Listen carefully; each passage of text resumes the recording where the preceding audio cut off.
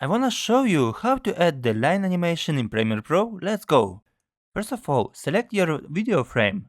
Then, choose the pen tool and start to draw your animation line. As soon as you're done, go to Essential Graph, uncheck the fill and check the stroke.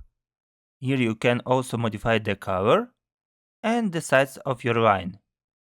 The second step, go to Effects and write Crop. Drag your crop function on your graph frame. Following, scroll down by the effects control.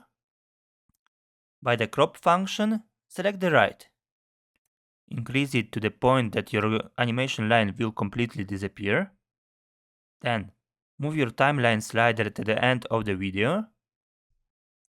And decrease your right percentage to the point where your line animation will completely appear. Perfect, let's see the result. Let's grow together. Put your like and subscribe.